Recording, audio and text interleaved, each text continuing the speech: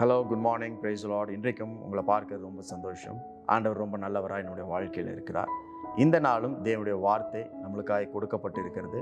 அந்த வார்த்தை ஜீவனுள்ள வார்த்தை, நம்ம இடத்துல பேசுகிற வார்த்தை, உங்களை நடத்துகிற வார்த்தை. இந்த நாளிலும் உங்களுக்கான தேவ திட்டம் என்னவோ அதில் உங்களை நடத்தி செல்லும். சங்கீதம் 128 அதிகாரம் 2வது வசனத்தில் படிக்கிறோம். உன் கைகளின் பிரயாசத்தை நீ சாப்பிடுவாய், உனக்கு பாக்கியமும் நன்மையும் உண்டாயிருக்கும். உன் கைகளின் பிரயாசத்தை நீ சாப்பிடுவாய், உனக்கு பாக்கியமும் உனக்கு நன்மையும் உண்டாயிருக்கும். அப்படின்றத வசனத்திற்கு என்ன அர்த்தம் அப்படின்னா, தேவன் நம்முடைய வாழ்க்கையில திட்டத்தை வச்சிருக்கிறார். நம்ம ஒவ்வொருவருக்கும் ஒவ்வொரு நோக்கத்தை வச்சிருக்கிறார். அந்த நோக்கத்தை நம்ம எடுத்து செயல்படுத்தும் பொழுது அது நம்முடைய கைகளின் பிரயாசமாக மாறுகிறது. அது நம்ம வாழ்க்கையில பாக்கியத்தையும் நன்மையும் கிருபைகளையும் அதிகமாக அளிக்கிறது. பொதுவாக இந்த வசனத்தை நம்ம படிக்கும் பொழுது என்ன நினைப்போம்னா, நம்ம செய்கிற வேலை எதுவாக இருந்தாலும், நம்முடைய பிஸ்னஸ் எதுவாக இருந்தாலும், ஒருவேளை நம்ம படிக்கிற படிப்பாக இருந்தாலும், நம்முடைய வீட்டு வேலைகளாக இருந்தாலும், காரியங்களாக இருந்தாலும், குடும்பத்தை பார்த்து கொள்ளுகிற காரியமாக இருந்தாலும், எதெல்லாம் நம்ம செய்கிறோமோ அதெல்லாம் ஆசீர்வாதமாக இருக்கும், பாக்கியமாக இருக்கும், கையிட்டு செய்கிற எல்லா வேலையும் நன்மையாக இருக்கும் அப்படின்னு தான் நம்ம புரிந்து கொள்வோம். அது தப்பு கிடையாது, அதுவும் உண்மைதான்.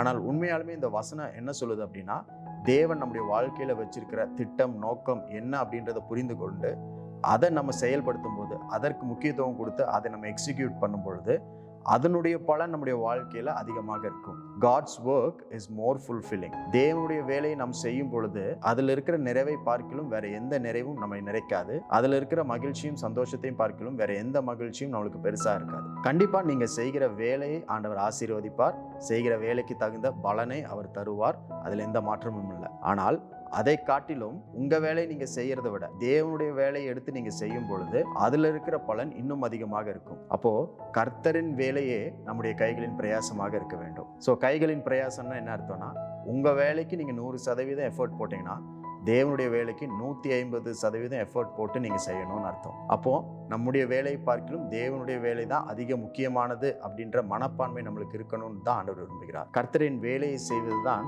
உங்களுக்கு கொடுக்கப்பட்டிருக்கிற ஊழியமா இருக்கிறது. ஒவ்வொரு நாளும் கர்த்தருடைய ஊழியத்தை நீங்கள் நிறைவேற்றுங்கள்.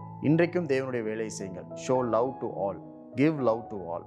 எல்லோருக்கும் தேவனுடைய அன்பை கொடுங்கள். எல்லோரிடத்திலும் தேவனை வெளிப்படுத்துங்கள். அதுதான் நீங்கள் செய்கிற கையின் பிரயாசம். ஒருவேளை நீங்க போய் வேலை செய்யற இடத்துல, பிசினஸ் செய்கிற இடத்துல, உங்களை சுற்றி இருக்கிற, உங்களை பார்த்து கொண்டு இருக்கிற மக்களுக்கு கடவுளை காண்பிக்கிற ஆளாக நீங்கள் இருக்கிறீர்கள்.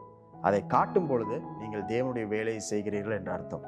அதுவே உங்களுடைய கைகளின் பிரயாசமாக மாறுகிறது. உங்களுக்கு 1000 வேலை இருந்தாலும் தேவன் அங்க வெளிப்படுத்துறீங்களே, அதுதான் உங்களுடைய கையின் பிரயாசம்.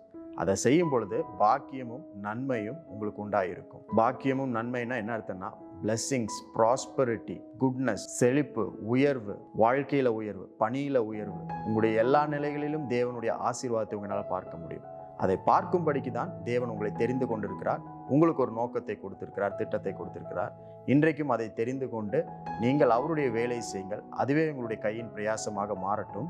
அந்த பிரயாசத்திற்கான, அந்த வேலைக்கான எல்லா பலனையும் நீங்கள் பார்த்து அனுபவிக்கும்படிக்கு இந்த நாள் ஆண்டவர் கொடுத்திருக்கிறார். இன்றைக்கும் இந்த நாளில் ஆண்டவர் உங்களுக்கு ஆசீர்வாதமாய் கொடுத்த எல்லா காரியத்திற்காய் நன்றி செலுத்துங்க. இந்த நாளுக்காய் நன்றி செலுத்துங்க. உங்கள் வாழ்க்கையில் தேவனுடைய திட்டத்திற்காய் நன்றி செலுத்துங்க. உங்களை கொண்டு தேவன் பெரிய காரியங்களை செய்வார்.